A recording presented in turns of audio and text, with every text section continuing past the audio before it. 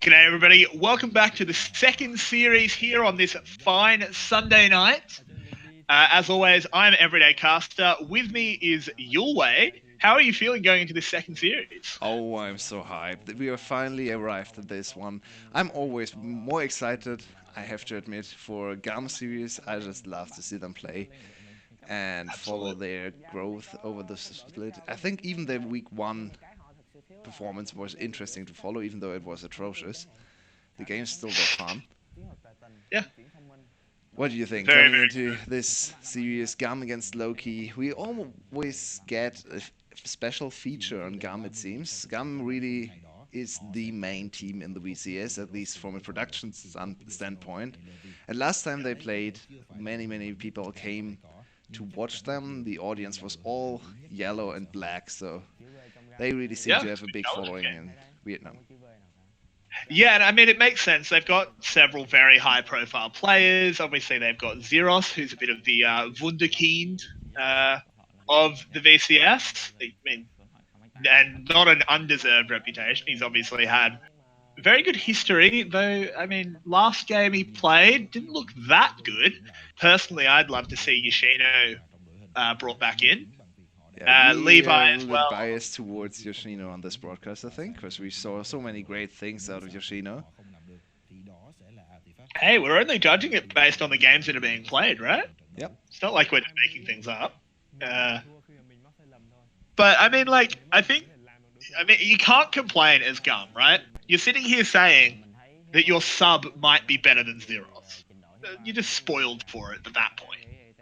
If you're legitimately saying we might have someone that's better than Zeros, you're spoiled for choice Well, that because is Zeros true. is good. Imagine they play Zeros today and lose another series. That would actually be pretty bad for the team. So, Yeah. I mean, I agree with you. It's a luxury problem, but they need to figure out which one of the two is the better player as fast as possible because they need to get a better seed coming into the playoffs. They can't afford to lose many more series. Yeah. Yeah, we already Yeah. see With a the, few gum jerseys again in the crowd. Not as many as there were on Thursday, I think. It was yeah, I all think it was a bit yellow. more. I think it was an organized effort to sort of welcome Zeros back. Sure, man. Pretty good. I don't mind that. Good to see some fans out there in Vietnam. So it's a cool jersey too. It's one of my favorites. I really like the yellow and black color scheme. It looks Looking really at the nice. players in stage, I try to get a glimpse on who's playing, and it's definitely Hugh on the bot lane. I was not able to spot the top laner, but it's Hugh on the bot lane again. Gum picked up a new ADC, so some were looking forward to maybe seeing more of a traditional draft. I personally am a big fan of Hugh and the playstyle Gum plays with a mage bot, top lane or top side focused draft. So I like to see him back in. It's Zeros, in fact. Yep. So it is Zeros being played here. Poor Yoshino. Dude's pretty hard done by. He was absolutely smashing it for a couple weeks and it's almost just been pushed out by uh, star power of Zeros. Yeah, in fact, he was our player of the last week. The best player of all of week 3 in the VCS. Now is I not don't think even it was. starting in week 4. That's very sad to see. But obviously, this was the plan from the beginning for Gam. Yoshino knew what he was in for. Zeros sat on the bench. They were not able to play him because of the ban for 6 series. And it was always planned to play Zeros. So it's still sad to see, especially with the top lane level overall in the VCS not being the highest. We would love to see Yoshino compete with Zeros, but not in the same team. Yeah, exactly. We'd love it if Yoshino was playing for low key or DBL or something like that, just so we could see them go up against each other. That'd be super hype. I hope Yoshino does get a bit of a chance to run. If Zeros falters in a series, I hope they bring him in. That sort of thing. But that said, after this is now Zeros' second series back. Hopefully, he's worked out any rust, shaked out the kinks, got rid of the jitters. We can see him really play well today because last series not super impressive, Nope. honestly. 3 games on the Crocodile and not really looking too hot on the champ. But I have to say, Yeah, what I absolutely love about GAM, it reminds me a lot of G2, is how happy they always are on stage. They are joking around, they're having fun, no stern looks on any faces. GAM, yeah. No mid laners benching their ADCs. there So was we might have serious seen last business year. from Flash. Yeah. Yeah. In the end, they might have needed that serious business, but we are in champ select here. The bans are coming in thick and fast. Zaya Azir being removed by Gum. Jason Irelia taken out by Loki. Not No surprising birds here from allowed. Gum. Yeah, no birds. Absolutely. Surprising to see only one ADC banned by Gum. Typically, we see them ban out their two because they're not going to play any because Hugh is in. But this time they choose to take out the Gragas, and Lux is the final ban, taking out that strong enchanter. But there's a second one. Oh, this is an interesting pick for GAM. I don't actually think Yumi is that great for GAM, because Yumi doesn't really fit too well with mages, in my opinion. I mean, you can play Yumi Nico, for example. It's an okay lane. Yumi Lucian is definitely the stronger option. And Yeah, but Heimerdinger is I don't open. I think wanted to you're see going to play. Heimerdinger again, but Heimerdinger Yumi doesn't really strike me as something you want to play. I mean, potentially it lets the Yumi roam with a Roaming jungler or something. Yumi? Was With a that? jungler. Yeah, I No, no, with guess. a Okay. obviously not by herself. That would be a very bad idea. Corky locked in there for Artifact. Not too surprising just to see him on something that is controlling. Corky's obviously ridiculously strong at the moment, so not too surprising to see that coming in. What else are they going to pick up here? Tom Kench. Well, that's a very curious choice. Tam Kench into Gum doesn't make a whole lot of sense. Loki wants to challenge topside against topside. That's a scary prospect to look at. Usually you want to attack Gam on the bottom side. Of course, they just want to ignore the bot lane and have a stable one. Oh, please pick up the... Oh, I would be so hyped to be able to cast another Levi Karthus game. Yeah, And I would here be we very are. hyped for that one. We saw, and we absolutely are. We saw a very good Karthus early game at least. Yeah, his pathing Uh, was by far the best we've ever seen in this VCS split. It was very, very good on the Karthus. yeah, absolutely. See what else they pick up to go alongside it. I'm a little bit confused at Levi's current summoner spells. No smite Those currently up. were... Yeah, they will get changed, I'd hope. I mean, You we would have really hope. seen weird player swaps on Gam's side. Levi has played ADC before, so nothing is Please don't do it guaranteed again. with this team. Please don't do it again. Yeah, there we go. He's changed it. Good boy. And it is the Aatrox being picked up as well, presumably going. Actually, that could go to Kiaya as well. Obviously, Kiaya is a mid laner that likes to play top lane champs Is he a mid and laner? silent. Well, yeah, I mean, he goes to the mid lane. Is he a mid laner? Is a good question. Um, Yeah, as so well far as he the has only played silent. one mid lane champ, which was Corki. Um, Other than that, he's played Aatrox a couple of times, Renekton.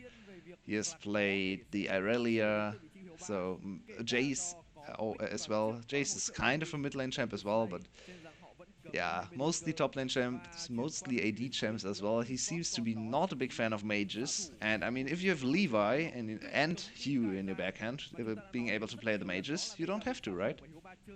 Yeah, exactly. And we do finally see the Heimerdinger ban. Where all of our dreams of raising our dongers are shattered for this game. We'll have to see Hugh go into something else. Nico's still open, so could potentially pick that up, which I think is one of the better lanes. They ban out the Lucian. Really interesting there. Obviously, normally looking at a Yumi, you'd say, yeah, ban Lucian, that makes sense. But looking at Hugh, does he even play Lucian? Yeah, we have not seen him play Lucian. The only ADC, the only traditional ADC he has picked up so far is Kai'Sa. They Yep. themselves banned out the Kai'Sa. Two GAM champs actually banned out by GAM. Very interesting. So maybe a different champ. Yeah, for sure a different champ now for Zeros. He has played 3 Renekton games, so this one is the first.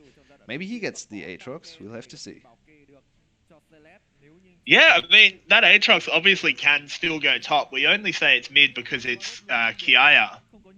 But we'll have to see when these last picks come in. Jinx is the lock-in for low key. Can you say scaling? Yeah. This is the dirty S word being written in all caps for Loki. That's a lot of scaling on their side. A lot of safety Yep. in the bot lane with Tom Kench as well. Corki very safe in mid lane. They now need, I'd say, a frontliner in the top lane. Yeah. Probably against the Camille. Should be able. I think Poppy is a very good pick here. Fanny has trained his Poppy. I expect him Yep. actually to go for the Nico, but then you would have picked triple AP top side, which is not great. No. I actually think in this Really. draft it's actually not as bad because you have a very strong DPS bot laner. This is a Sejuani just picked up by Gum. Wait, Are what? we brushing over this? Wait, what? This is Whoa. bot lane Hello. Karthus. Yeah. It's a This, super interesting flex. Wow, I love this flex. I would like to see another Levi Karthus game, but this flex is actually very intelligent from Gum. Completely disrupted the draft there. Loki had no idea where Levi or what champ Levi would be going on. Levi is very good on this Sejuani as well. Hugh so, on Yulwei. Karthus. So, Yulwei, you're the color caster here, so obviously you know the matchups. How does Yumi Karthus work out?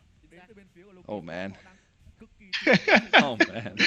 mean, I'm sure you've researched this super common bot lane that we see Yeah, I've all the seen it time. multiple times. I know all the power strikes. Of Yumi course, Karthus. I mean, Karthus pretty. normally in the bot lane needs a few levels, but then is actually able to 1v2 pretty sufficiently. So, as you said, maybe Yumi wants to group up with the Sejuani early on for early dives. Think of the possibilities with Yumi and Sejuani on level 6, grouping up, diving in the mid lane. Pretty terrifying. Also, something we didn't comment on because we were a little bit blown away by the Karthus flex is Sion being picked up for Hani. That is a big old meatball up in the top lane.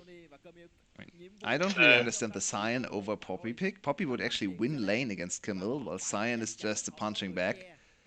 I agree. Yeah, I agree. I think people are super underrating Poppy. We've seen Rika really show off on it, even if for whatever reason his team won't pick it, and it's the most frustrating thing ever. But I think Poppy would have been really, really good here. Look how many dashes there are to Yeah. interrupt. Like it works on Yumi as well, Poppy is super good right? against Camille, super good against Yumi, decent against Sejuani, and good against Aatrox. So four very good picks to pick Poppy in, and Poppy is just a very good champ overall as well. And I And really don't also, understand this you Cyan have a here. Jinx on your team. You have a Jinx on your team. Surely Poppy would be great to keep her safe. Yep, just shoot anyone away. Maybe give Aatrox the hammer there. But we don't Yeah, have a Poppy in this game, so we have to think about what Cyan does instead. Uh, Lose lane, probably, especially against Zeros. yeah. No, he's not winning lane here. Uh, Kind of.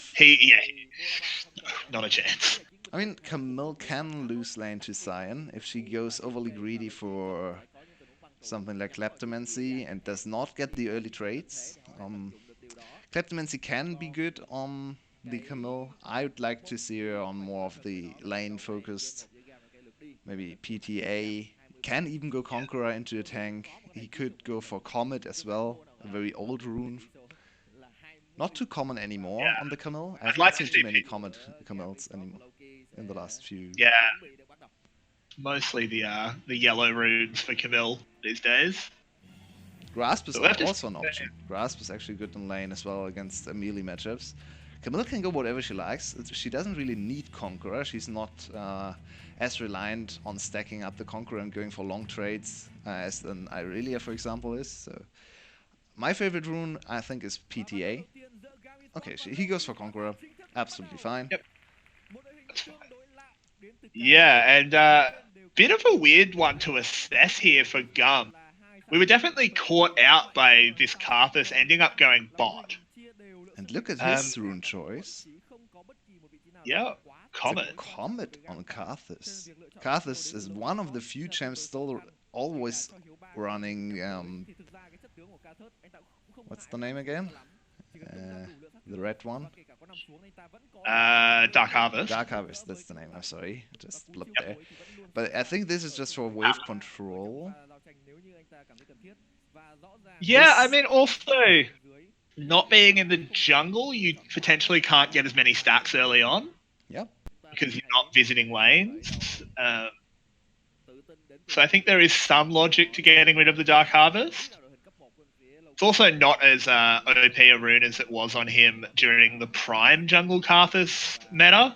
But it did get nerfed, so Yeah, not the worst thing ever. Yeah, I think it's sad that we don't see a buff cheese on the Scion. You can do some pretty wacky shit with Scion level 1.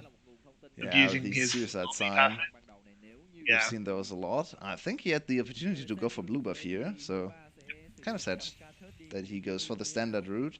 We always like to see mechanics that only certain champ are able to execute on being used to their full potential. This game, Hani's just walking top, and he's in for a very bad 15 minutes, 20 minutes maybe, where he has to be constantly slapped by the Zeros and can't really fight back on the Scion. Did Levi finish his camp there? Yeah, looks like it on the map. Yeah, okay. I thought it looked like there were two little Kruglings left alive, but never mind. Does look cleared. I'm just insane, apparently. Now, let's look down at this bot lane that is very difficult to see what happens. I don't think there's really any opportunity to punish this Karthus out of a Jinx Tahm Kench. There's just no kill threat, really. And that's why I think the Karthus flags helped GAM a lot, because if the enemy team would have been able to spot the Karthus going bot, they would have picked a more aggressive bot lane. Jinx Tahm Kench will not be able to do anything against the Karthus, so he has a very... Here comes our first gank, though. DNK does hit the E, but hookshot goes through it, so never mind. Yeah, interesting interaction. Why is the hookshot prioritized? Buffering, I guess. I don't know. Sometimes interactions like that are a little bit weird. Dashes don't like to get interrupted. Depends on the dash. Oh, but he goes. Yeah, it's strange. Some dashes J4 always get gets cancelled by everything. J4 can't dash if anything is in his way. Camille apparently can, so good for her. Good for Zeros as well. Yeah, he could have been in a lot of trouble if he'd been interrupted there. Wow, DK has to flee. Because Hugh and his Yuumi are very strong right now. Absolutely. Yuumi is a force to be reckoned with in the early game. And this will be the Scuttle Crab secured for GAM. Kaya just walking out of the mid lane, just making sure that his team does pick that up, or more importantly, DNK doesn't pick it up. Yep, and nice overall, for GAM. strong start. Yep. Covering for the jungler, and now Levi off to How far very back Hani has to be. He's got no chance. Yeah, this is very sad to watch. And look at the lane positioning. This is a dream scenario. I talked about this in the last game. This is the best possible lane setup for blue side top lane. The minions are not hitting the turret. You can freeze forever. It's way too risky for the enemy top laner to go there and clear the wave. Because he's a melee champ, so he can't even touch the ranged creeps. Those are in tower range, so he'll lose those automatically. Zero's actually not utilizing the freeze too well. It's pushing out a little bit again. And Hani, man, Hani is in a lot of trouble. Yeah, this is a really bad time. This is part of why we questioned this Scion pick. And I mean, I don't think either of us had a problem with picking a tank, but just the choice of which tank here does seem to be a bit of an issue. Artifact in a lot of trouble here. Actually got pulled back by the Infernal Chains because his Valkyrie was interrupted by the sweet spot. Kiaya is so insanely good on this Aatrox in the mid lane. Look at the CS. Really He's already up on CS. Absolutely. This is such a good performance. I don't know, bit of magic there. And Hani finally is getting to farm here. Ooh, Zeros is on a ward here. They could try and do something. Oh, they're just going to interrupt him, waste a bit of his time. Force him to TP back into lane, possibly. Right now he doesn't Possibly. have to TP. I don't think Hani can push fast enough. He doesn't want to push. He wants to ult this wave in the spot, just to be able to farm a little bit. And Zeros, yeah, calls off. Yeah, this is a very interesting adaptation from Zeros. He wants to get the wave crashing into the turret again to get a better reset timer. And considering... Ooh, Artifact in some trouble here. We could have a bit of a brawl. Both junglers here in the mid lane, but in the end, Valkyrie is a very strong ability. Corki gets out safely, and nothing comes of it in the end. But both junglers active on the map. Yep. Not a whole lot has happened so far. Top lane is a slaughter. And now bot Oh, lane. hang on. Flash is burned. Hugh actually gets gobbled up here. Slay is a little bit confused. What's he going to do? Out comes the Defile, but first blood over to Celebrity. In comes Levi. Could potentially try and turn something, but they call it off.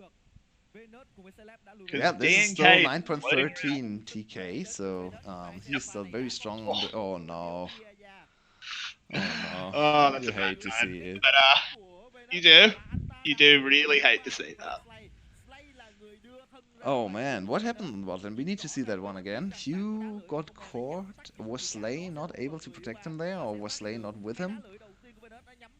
Slay was on him, but he got eaten, and I think he just detached, and then there was nothing left in the tank. Yep. I think with a very aggressive flash there on the TK, reading the situation perfectly and going for a very early 2v2 kill. Yep. We also have the most depressing sight in League of Legends, a Yuumi walking back to lane alone. Oh no. Oh, no. She'll be there in about an hour. Look at the speed. Oh no. She's so slow. It is absolutely painful to watch. Yeah, the book is not made to move. The book.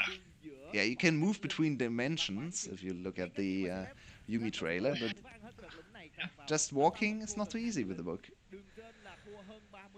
No, it's not designed to carry cats. It's a book. Yuumi is really mistreating library property. Really should be reprimanded. Bad cat. Very bad cat.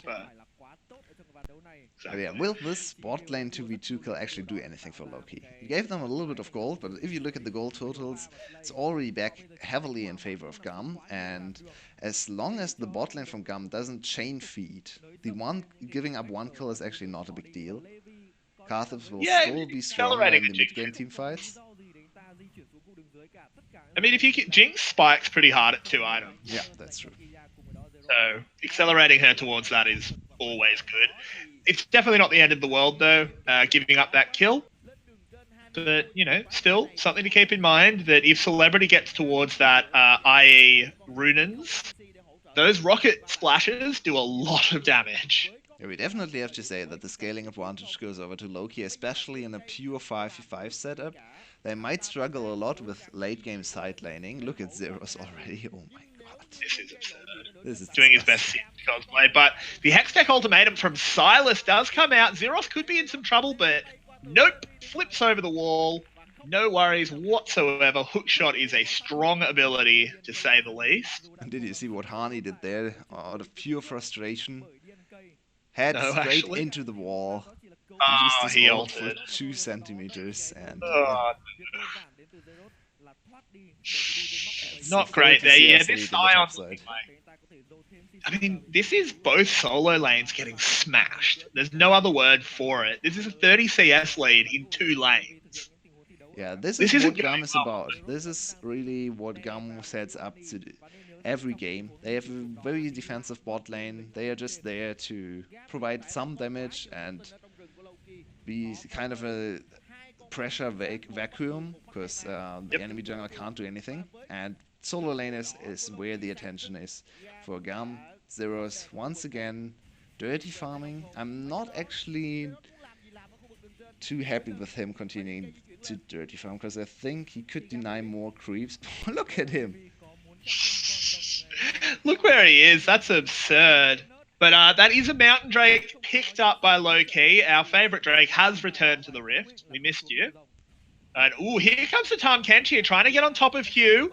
Does get 2 stacks down, can munch him up. Hugh is just dead. Celebrity gets another kill. Definitely didn't need to ult there, but chose to do it anyway. This Requiem's going to do nothing. What a waste. Yeah, look, Ooh, Artifact, though, in a lot of trouble. This should be an easy kill. Aatrox is activated. So, ooh, he's going to go down here. Can he get close enough to the wall to flash over? Yes, he can. Yes, he can. Should be. Oh, never mind. Can't actually get away here. DNK will answer that one back. Zeros could be in some trouble, and he is. Venus picks up that kill. Now Yumi and Levi are teaming up here. DNK goes in onto the cat. And poor Yumi, but never mind. Manages to get into the safety of the Sejuani. Bit of a bloodbath there in the mid lane, but ultimately low-key actually come out on top. Yeah, overextension for GAM. They wanted to push the advantage in the solo lanes, especially because Hugh just got caught again. They need to staunch the bleeding in the bot lane, so they wanted to take attention away from the bot lane to the mid lane dive. A little bit over-aggressive. Absolutely. And look at the gold. Even though the solo laners from GAM have been absolutely demolishing the low-key solo laners, it's still a gold advantage for low-key. 1.5k at 11 minutes. Yep, exactly. Rough situation here for GAM, losing all of this advantage. Really a shame that Hugh is just getting farmed down here. So how did this happen? Oh, that's a good Tahm Kench ult. We did see that. And, I mean, what can Hugh do? That's a Nothing useful Tahm Kench ult from the base range. That's not a normal Psy. Normally you need level 2 Tahm Kench ult to do anything. Look at how Zeros gets caught here. No, Zeros actually gets out of here. No. Oh, no, he gets caught in the end. Yeah. Oh, he cancelled his recall to try and help out his mate, but in the end gets cleaned up. Ooh, and hello, we're back, and Artifact dies again. Same setup, but this time they execute it better.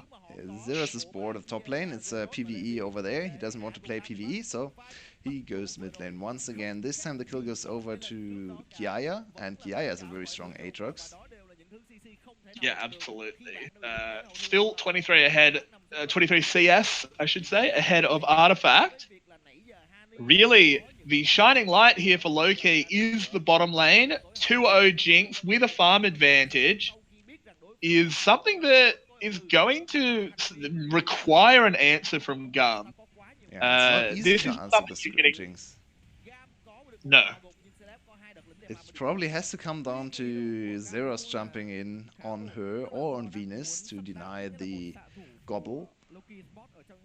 And then look for AoE damage out of Kiaya and Hugh. Hugh still needs a lot of time to actually deal damage in this game. He's absolutely useless right now. At least he has finished one item. Yeah, but he has really done pretty much nothing this game, which is not great. And oh, they're in some trouble here. Here comes the package.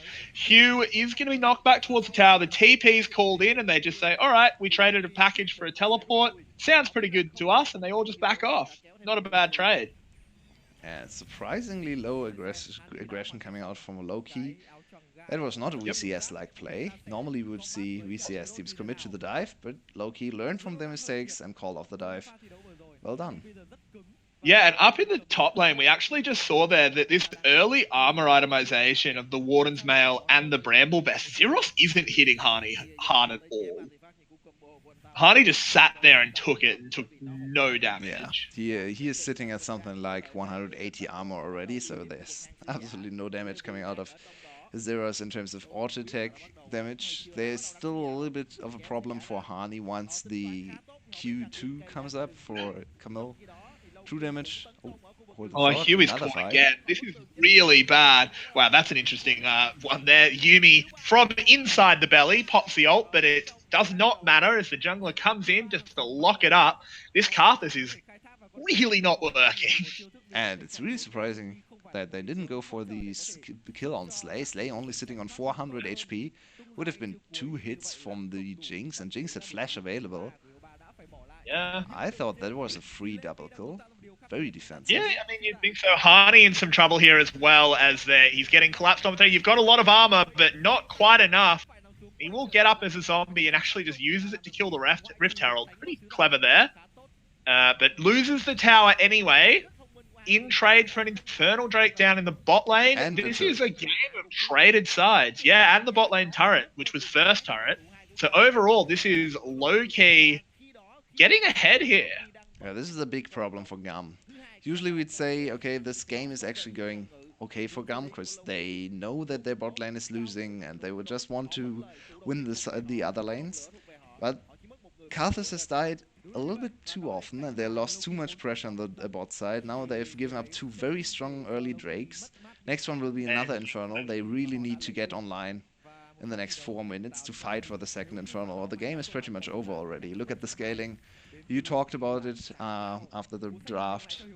Artifact and Celebrity, after 25 minutes, will just run over GAM.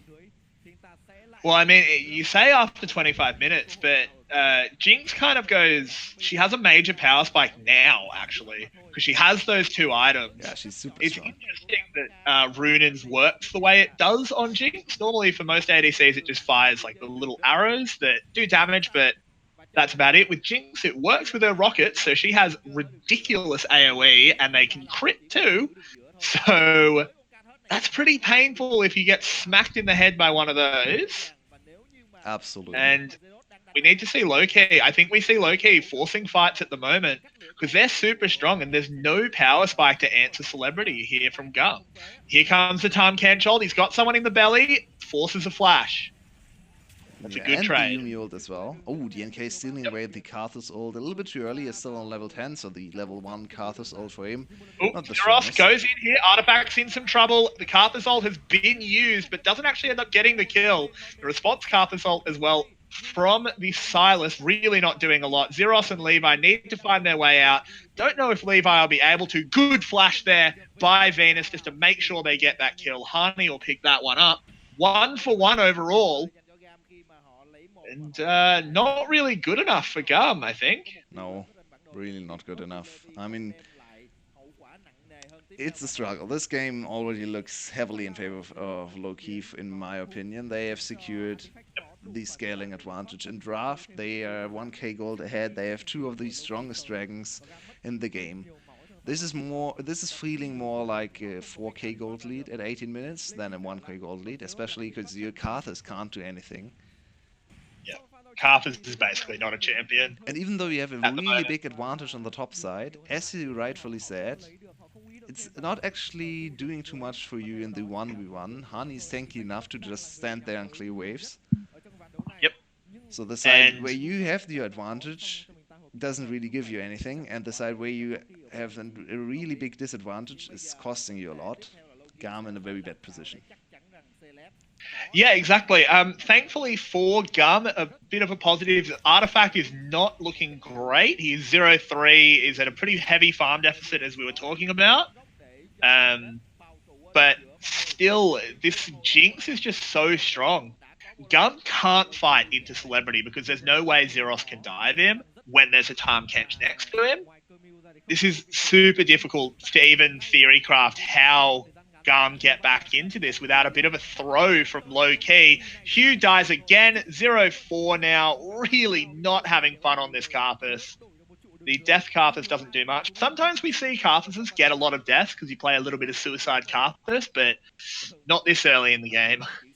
Yeah, I think this game, if Gam comes out on top, it's through split pushing, through zeros in the side lane, because I actually can't really see a teamfight they're winning. They can win in the next few minutes, and it will not get better. So it's really hard to imagine a teamfight they come out on top. It has to be Aatrox flanking and zeros finding a very good, maybe skirmish against Artifact or Celebrity on one side of Yeah. the fight that Venus can't react to, but why wouldn't he be able to react? Yeah, I mean, exactly. This is, as you said, I think their best chance is through the split push. Zeros and Kiaya will basically be able to be the strongest solo lanes for quite a long time. But the problem is, Jinx takes objectives really quickly. And they already You know, have a Mountain Drake. yeah, Baron exactly. will fall really, really quickly in this game if Loki ever decides to 5-man commit to Baron.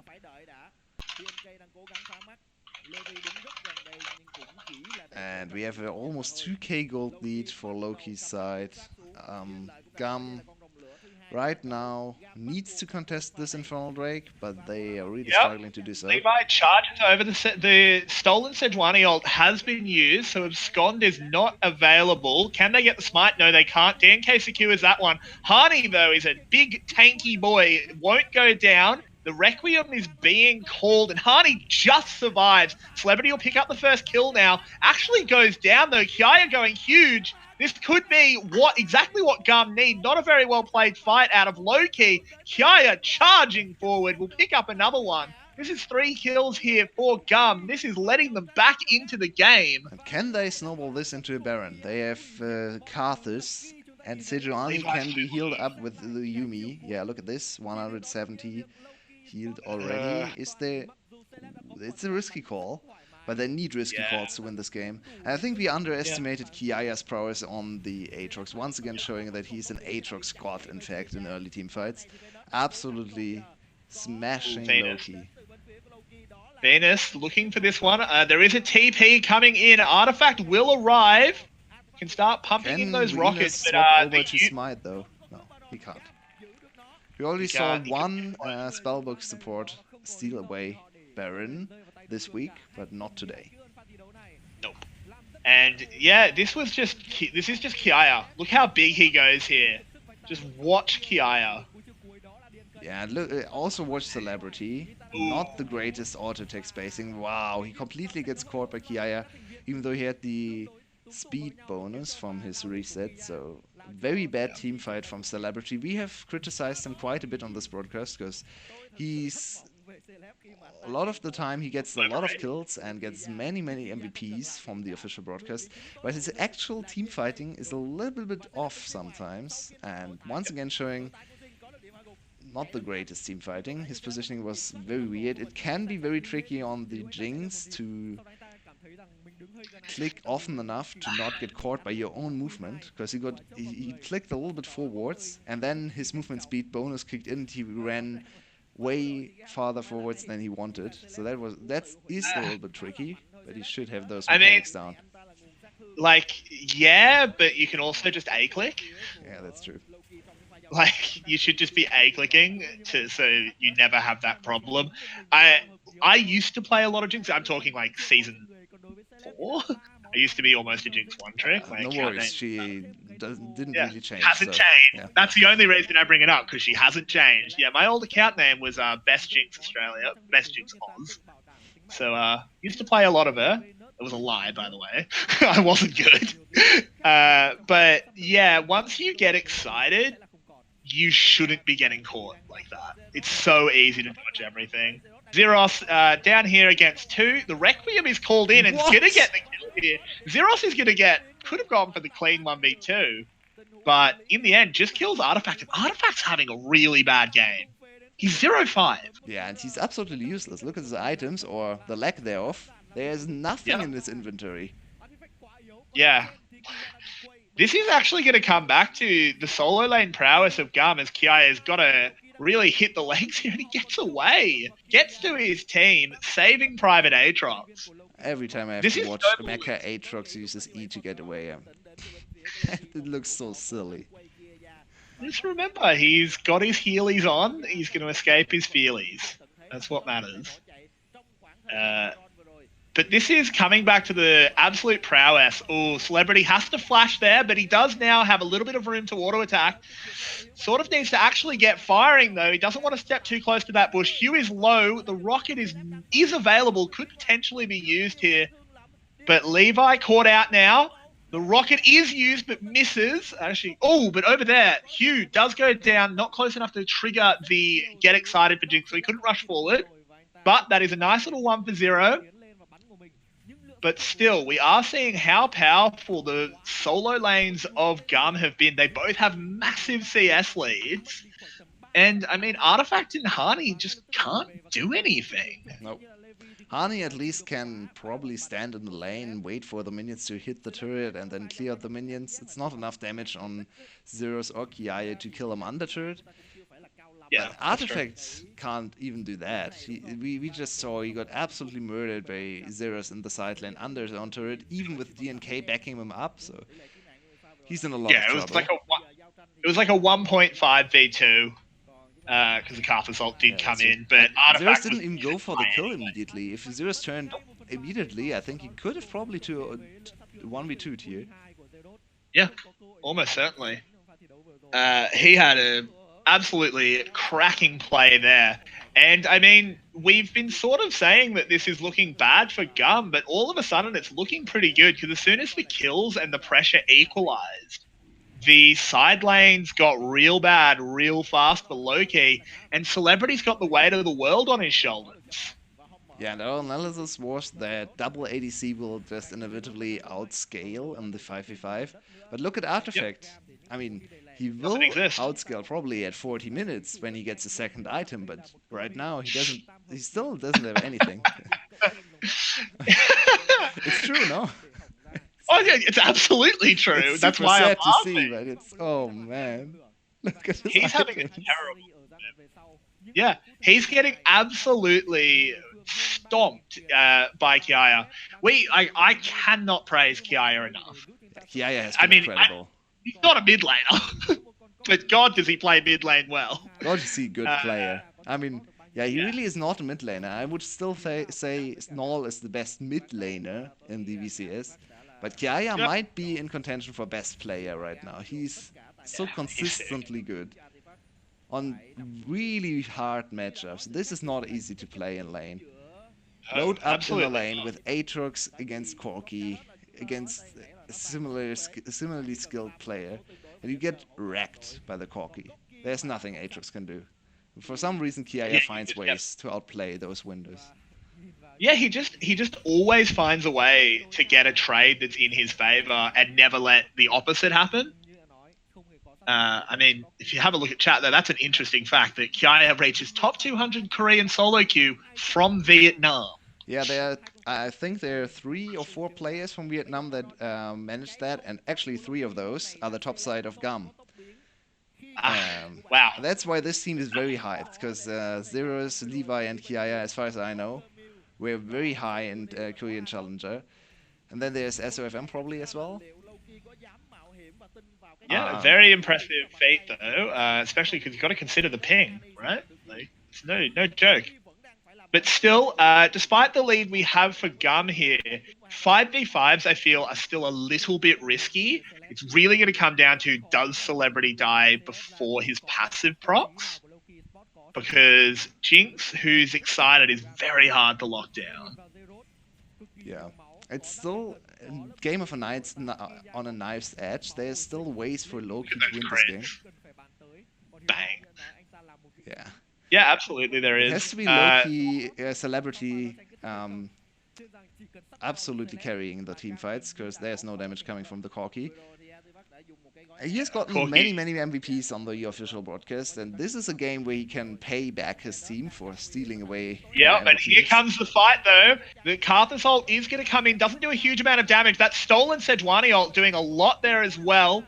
Yuumi ult is used out of Slay. No one's gone down so far. Hani's taking a lot of damage, but he has a Warmog, so he'll regen up in not too long. In the Karthus end, damage not actually was very significant on Hani. Did not anticipate yeah, Hani to struggle this much against Karthus, but he he's obviously got a went for a force. lot of armor. He doesn't have a whole lot of Yeah, MR, so Karthus is wrecking him. The team fight yeah, is still absolutely. looking okay for GAM, even though their comp is definitely not made for team fighting. Well, I mean, look at the levels. Kiaya is level 17, Zeros is level Oh 18. wow. Like, Yeah, that's no side wonder laning they're winning team advantages. fights, right? The side lane advantage is huge. I'd love to check in on the CS numbers because I imagine people are getting close to getting Flame Horizon. And Venus is pretty close to just dying. And down he goes, Oh no, Celebrity, Celebrity. manages to stopwatch the Hextech Ultimatum, flashes away, but he's not going to be able to get any lifesteal or regen here. Low-key is getting absolutely shredded. Hani is a zombie, but he's not going to last long. Artifact going into the stopwatch, Zeros is actually going to have to take the tower for a long time, but it doesn't matter. He took how many Yes, tower shots and Yuumi. still kills him under tower It's because he Yuumi. has the Yuumi. Yuumi Yep. healed him for over 700 health there, by the way. So Yeah. If you ever Absurd. underestimate your Yumi in solo queue, look at this game again. Yumi's a very strong champion. There's a Yeah, reason absolutely. she's almost pick banned in pro play right now, and will probably remain very high priority support even after the nerfs on 914. There you go. Yep, super strong champion. Just can really change the way fights are going, and that's an inhib picked up here. They can potentially fall back to Baron, and this is all going wrong here for low key. They got such a nice start with the accelerated Jinx, but this has just gone so poorly in their solo lanes. Artifact is going about as well as the card game. Oh man. Uh, But look at his items. He's almost at 2 items at 31 minutes. this is atrocious. But look at this. Baron Baron started Loki's the going Loki. for the risky Baron, and it's going down pretty quickly. They've got a Jinx. Yeah, Baron is Yeah, and they done, secure but can it. they get out? No, is going to be my answer. DNK is already caught here. We may well be able to see 4 of them escape. Baron recalls are pretty quick. Levi's in the middle of them with Stoneplate active. That's not the best Hugh. Hugh Oh I've ever seen. no, Hugh. Oh And god. oh no, Hugh actually goes down. DNK finally dies. The recalls are coming in. We're going to see a lot of low key escape. In fact, Hugh all thought he except was DNK cool. get out of there. Wanted Oh, to go but for in the the 1-1 meantime, outplay. something we didn't see. Zeros got an inhib. Yep. So Baron for an inhib overall. In this situation, that favors Gum pretty heavily. Yeah, we have been very critical of Artifact this game, and rightfully so, but he played this fight very well and did something that completely fooled Gum there. He went over the wall and chased or flew through his own jungle, and Gum thought his team was behind him and chased him, and the rest of the team was Yep. able to escape through the top lane. And then Hugh went for the 1-1 outplay on Artifact, completely botched it, died. I hope we see a replay. That was not the greatest Karthus play ever. Can we look at the CS leads on these solo lanes? Oof. That's almost a That is double flame 100. horizon. That's 170 CS lead in the top lane. Yeah, that's My Cyan God. from behind into And K. 130 on the bot lane as well. These lanes are so one-sided. This is unbelievable. Yeah, it really is a really big advantage for the respective side. Loki secured the Baron, and I liked the call. It looked very risky, but in the end, I mean, they have to take risky plays, right? They're miles behind. exactly. And Baron might but- give them the time to farm out the minion waves. I would really like to see them giving over the farm to the Corki, because he needs the items. Jinx can get a little stronger with 1 more item, but Corki really needs his 3rd item. He's still sitting on 2. I can't believe you a little just bit said that. faster than I predicted. It's not the 40 Oh. minutes to item power spike. It's the 31 It's not minute. far off, though. No. 31 minutes. I mean, the Jinx is full build. And Corki has 2 items. This is one of the worst Corki performances I've ever seen. This has been it's so pretty bad from atrocious. I mean, going up against Kiaya is not easy, but my god, this has gone badly. That's a really nice Yumi ult across all of the team of low key. Artifact has to use the package just to get out of there. Redemption is called in, gives Zeros a big bit of healing. In the end, though, it will be Gum forced to run Ooh, the away. crits. Lots of damage coming out. Hugh will go down. Is in that zombie form. Is he going to pull the trigger on a Requiem? No, he's not. Doesn't end up using it. Probably wouldn't have killed anyone, so good call. He's dead Actually, for might have 40 killed it. seconds. You should use that. Yeah. What can you get, though? There's a Cloud Drake up, which, I mean, it's nice, but can you get anything else? Yeah, Gum can't get the 3rd inhibitor, so this was Loki's last stand. You can't lose 3rd inhib. And now the game actually looks not too bad for Loki. They have a very hard to kill backline. Corki is still pretty useless, but he will at least hit a little bit of damage with the next back. And we already saw Gum struggle a lot driving into the backline. GA is down for Kiaya, so he will only get revived once in the next fight, if he gets a kill. Yeah. Karthus is still pretty useless. Not the greatest Karthus performance either. I think Artifact This and is Hugh are one of competing for the worst respective performance on the champion. It's always nice when they let Make-A-Wish kids play on stage every now and then. Sad times. Sad times. Yeah, real sad times because it's sort of it's a bit of a 4v4. Let's put it that They way. really need another level on the Carthus. They want to give him level 16. It's a pretty big difference. It's 150 base damage, and that's amplified by 5, right? Because it's 5. It's hitting 5 people, so it's a guaranteed. I don't want to do the math. Something like 800. Don't do it. Just say something like, yeah, exactly. Something now I like can call you 800. out if you say, oh, I was just guessing. It's okay. I mean, the big thing here is this is literally just protect the celebrity.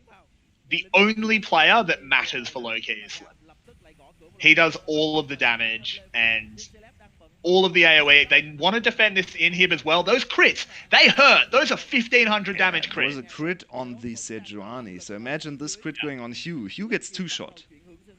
Hugh legitimately gets 2-shot by Celebrity. Yeah. Oh, Celebrity's caught though. This is really bad. He goes into the mouth, but that's so much time. He's not dealing damage. He goes into the GA, and this is just him caught out. It's going to be game here. GAM picking up game 1 in what was one of the most ridiculously lopsided lanes, but not game. In the end, the game could have been close. Zeros, oh no. Getting slingshotted around there, but there still will be game once GAM get their act together. What an impressive performance of the solo laners as well as the jungler for GAM. The 3 players still on the server that hit Challenger in Korea.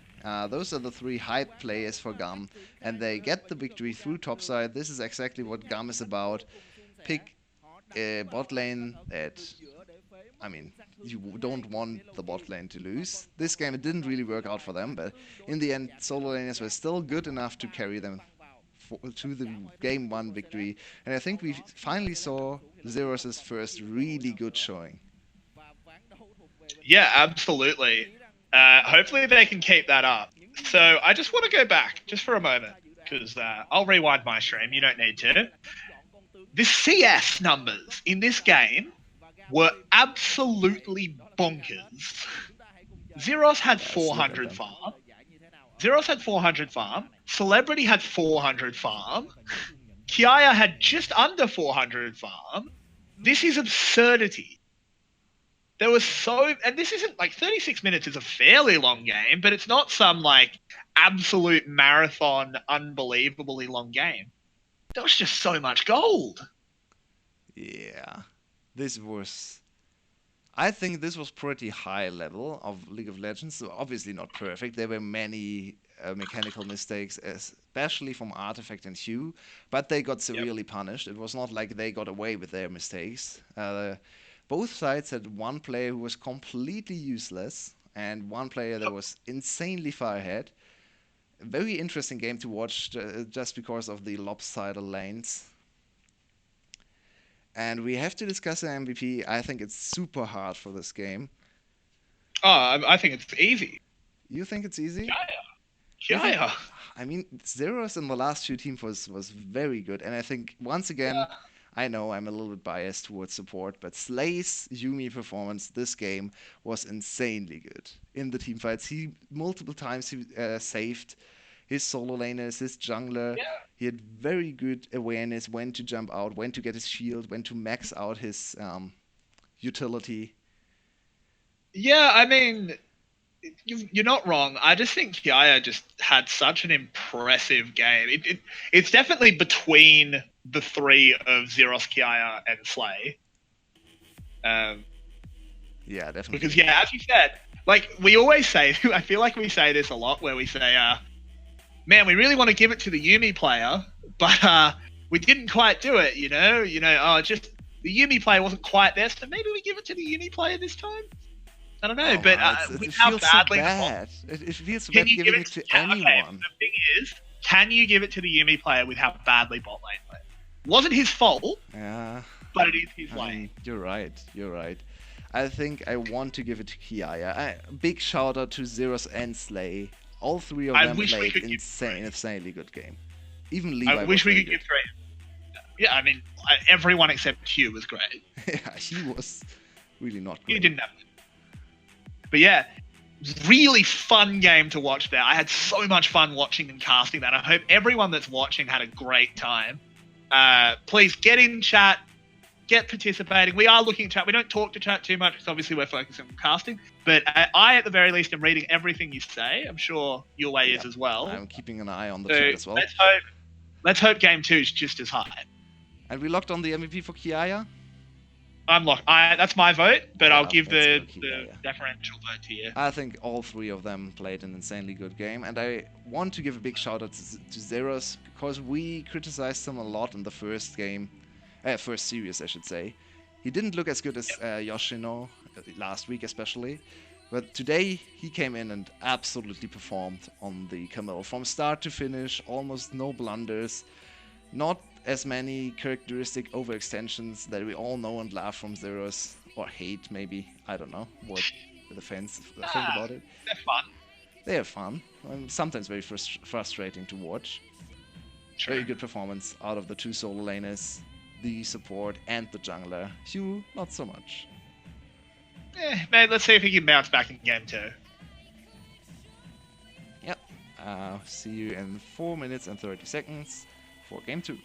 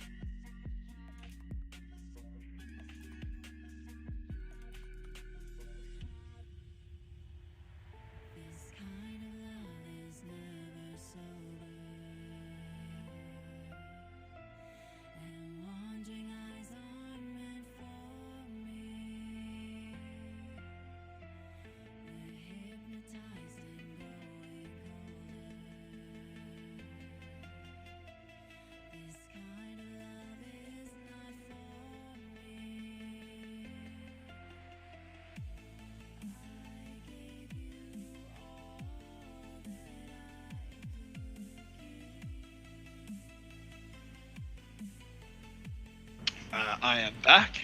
I forgot my mic was.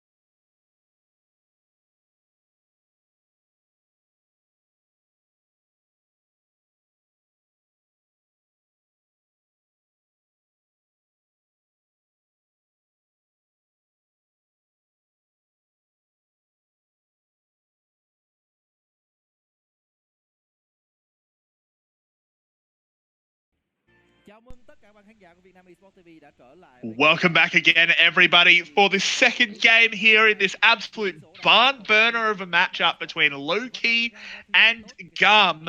We had a fun game one there, categorized by some absolutely insane solo lane plays, and hopefully we see something just as fun in game two.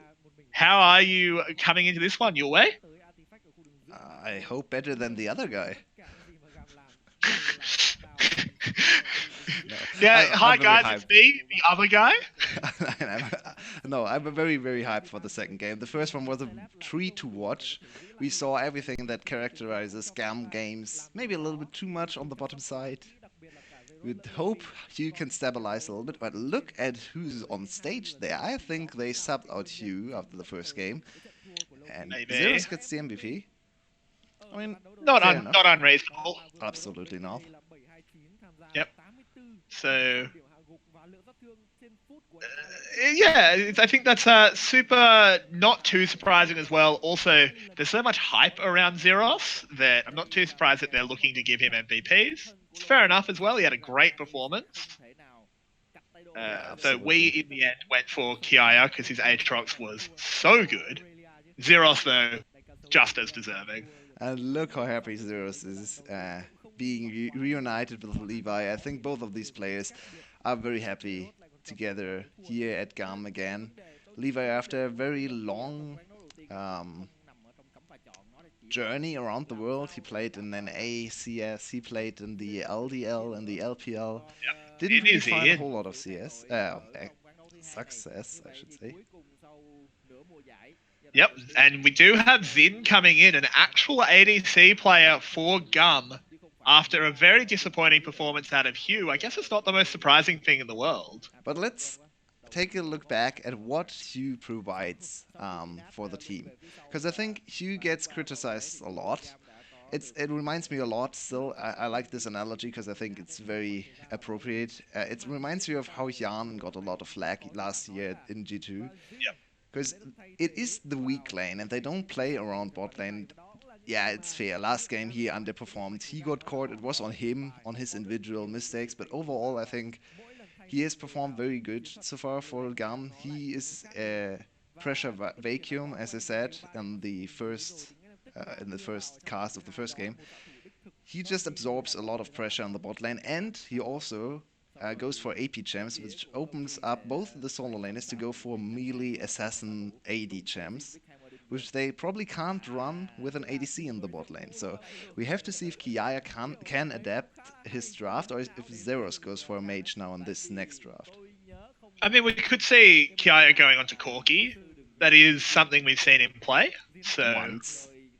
yeah, I mean, we've seen it, right? Fair. We have seen it. It's not like he's super practiced on mages. He has played one Corki game. Yeah, that's very true. But still, that's more than zero. So we know at least he is happy enough to pick it on stage. I love seeing this. Just a little bit off topic. You touched on it in the first game. I love seeing how happy Gum is on stage. It's so heartwarming. They're having a great time. They're having so much fun, and that's exactly what you want. Remember, obviously, esports is getting huge, but I do love when it just looks like it's playing games with your friends. That's the core and the heart of esports, and it's very heartwarming to see. And So I'm that's one. especially super happy for Levi because look at his 2019 season so far. He was in the LPL. He didn't really get to play a whole lot of games. I think he started in 5 games total and lost all 5 of them. We talked about him having a 0% win rate in the first week of the VCS. That's long gone right now. GAM is looking like one of the strongest teams in the VCS, and I'm so happy to see this star player from Vietnam go back to old glory, to former glory, team up with Zeros again, Kiaya in there as well. And the Yeah, prophecy seems exactly. to come true, right? 3 of the most skilled players the VCS or the Vietnamese region has ever produced together in one team. It seems to come together. Yeah, I mean, apparently in the VCS, they cheat a little bit. It's only the three pieces of Exodia that have come together to obliterate. So let's see if they can keep that up. Yeah, and maybe Zin And is the last piece of the Exodia, because I think we could say Slay is definitely one of the best yeah, supports in the VCS as well, especially on the absolutely, maybe. Enchanters. Who would be which limb? I mean, that's something we can think about when we're not in a champion select, 'cause that is one of the stupidest questions I've ever asked. Uh, At least for Zero once, I strikes me as a understand the limb reference. farm. Yay! Yeah, exactly. I'm not making either things that are exclusive to Australia or just random pop culture. But Jace Irelia, Zaya Elise taken out. Elise is an interesting band that didn't feature in the draft last time, but that might suggest that they're a bit more worried about low key trying to play an early game draft. Yeah, and it's the They second just want to most nip played that in champ the for bud. DNK on 3 picks already this summer split. Only Nidalee. He has played Nidalee 4 times, so Nidalee the only champ he has played more than Elise. Don't play Nidalee into Levi. Doesn't sound like a Seems good like a idea, huh? terrible idea. No, and Olaf taken out as well here, trying to pinch DNK's champion pool just a little bit, maybe trying to push him onto the Nidalee. Yeah, maybe. Uh, could be interesting. And we may well, I mean, one thing that we could see this game is actually Levi playing Karthus. Who knows? The And it is Gragas' Gragas, first very pick. unlikely though. Very true. Gragas' first pick. Over So they see that Silas. there's a bit of. Yeah, that's interesting. Silas open and they don't want it. Oh, this is interesting as well. We talked about the AP threat now being gone with you subbed out, so they need to go AP in either of the solo lanes. Might go AP for Zeros and still have Kiaya on his famous top lane champs in the mid lane. Aatrox and Renekton probably the most proficient on his side. Yep, very. Oh, Levi looking very serious. Having a bit of a point there. As it is, Lux picked up for Slay, and this is a Renekton coming in, and who do we think that's actually going to? What's going on the side of GAM? They look Yeah, very there. excited and very Yeah, I mean, it's almost active like they're almost. gesturing to tech issues, but Yeah. hopefully not. Let's not I jinx hope it. Everything is fine on stage. VCS is running great. Everything is on schedule all the time. never any issues whatsoever. Uh, so what's your bet where that Renekton goes, or do you think they pick it as a flex? I mean, I think it's a true flex. Yeah. I mean, Kiaya has looked great on the Renekton. I think he has won every game on it so far. Zero's not so much. 1 and 2, he played 3 Renekton games. And the first series he came back in against Flash on Thursday. So, judging of results, it's a very small sample size. But probably Kiaya. Into Azir, it's probably not that much of a fun time. We might see the Corki again. This is a very good time to pick up the Corki for Kiaya. Yep, I absolutely agree. And it's also worth noting Nautilus picked up here for Venus. They judged that as being the second highest priority support. Yumi was open, could have been played to go Enchanter versus Enchanter. They chose not to, though, and Silas will be Levi's jungler. I really like So, this. yep. Another AP threat, I so now they don't even have to go AP in a solo lane because they have AP in the support and jungle position. It's not the Yep. traditional carry positions, but you can't ignore the AP damage out of Silas or even support Lux. Yeah, absolutely. Definitely can't full tunnel on armor, even if Kiaya and Zeros do end up going AD champions, which we know they like, Kennen being banned out here against Hani might suggest that Renekton wants to go top, which I mean Exactly. isn't too surprising when he would be facing an Azir, which is a bad time. I think Unless we we're about to see get NA, Canon Nico bans probably if this Renekton does you go don't need. in Xerxes' hands. That's a mistake, Loki. Wait, what? Why'd you ban Heimerdinger? Hugh's not in. That's really confusing. I mean, we have no idea about Xin. For like, maybe Xin is able to play mages on the bot lane as well. And they just subbed one mage player for another mage player, but from all the information Silly. we got, he's a traditional ADC, so this is very surprising. Absolutely. And Callista is the second ban here. They don't want us to have celebrity on that one. Of course, paired with a Nautilus is a very scary situation. So, not the craziest ban in the world. And they take out Caitlyn as well. I don't know This how I feel about that ban strategy, this draft but has been a little bit strange on Loki's side. And what a surprise! The new ADC comes in and he plays a very unique champ we have not seen at all. yeah, I mean, is this a new champ? I don't think we've seen this at all. This Kaiser, I think her name is. Yeah, Strange pick for I'll the need to VCS. check my notes on the mechanics. I have no idea how this champ works. Of course, we see this Kaiser all too often, and Celebrity fires back immediately with In the fact, Ezreal. Poor Everyday over in Australia has nightmares about Kaiser. If you want to read about that story, head over to Twitter. That's not a joke, by the way. I was sleep talking about Kaiser builds. That's a thing that happened. And Sion looks like he might get locked again, and there it is. Hani wants to run it back here on the big zombie boy. Where has Niku been? Is she disabled? I'm so surprised. Niku has been Hani's best champ by far, Yep. and would have been a good pick into Renekton. And I really don't understand where It would have Niku been a is. triple AP topside, though. Can't believe you're saying it. I mean, fair enough. But now it's a tank into 2 AP, so the situation is Yeah. not that much different. I mean, you're not wrong, but still. And it is the Corki here going mid for Kiaya. I thought there was potential that we were going to go full NA and actually have the Azir top, but nope.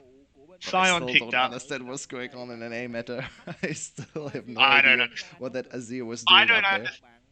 Let's be totally real. Does anyone understand what's going on in America just in general?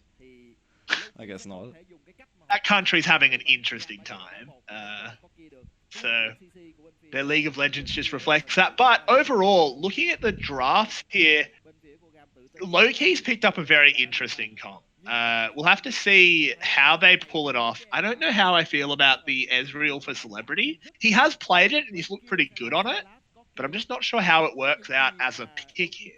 In fact, he's one of the ADCs who has played it most in the VCS. We have actually seen a pretty low Ezreal priority, more reminiscent of the Western leagues, I'd say, because Ezreal is not that popular over in the West. He's very more popular in LCK especially. Once again, on the Rift this game, Ezreal Nautilus doesn't really strike me as a very frightening lane. So Xin might have a very calm and very easy time down there, especially with Slay on his best champ, probably the best support Lux in this league. Has collected many MVPs on this Lux because he's incredible. His team fighting is really He's something so we need good. to watch. Yeah, absolutely. Now the question comes in, what are the pressure points that we're going to see poked at? I think probably in terms of ganking, the bot lane won't be touched by either team, I think. Ezreal's a bit too safe, and on the other side, Nautilus Ezreal probably doesn't have enough pressure, unless a hook lands, I guess. Could look But for an early kill on GAM's bot lane. Once, only once. Go down to the bot lane at level 3 and never again. That's a good strategy, because overall I think you have a point. Bot lane is not where this game will be played around. But I think there's an opportunity to go down once and get the Ezreal rolling, give him an early tier and Sheen. That could be a possibility, but I agree this will probably once again revolve around top lane if you're GAM or mid lane if you're Loki. Yeah, absolutely. Uh, they will be trying to shut down Kiaya on this Corki. Don't want to see him getting to be a late game monster. But when you look at the scaling, it is an interesting debate here because I think overall it's pretty close in terms of who scales better.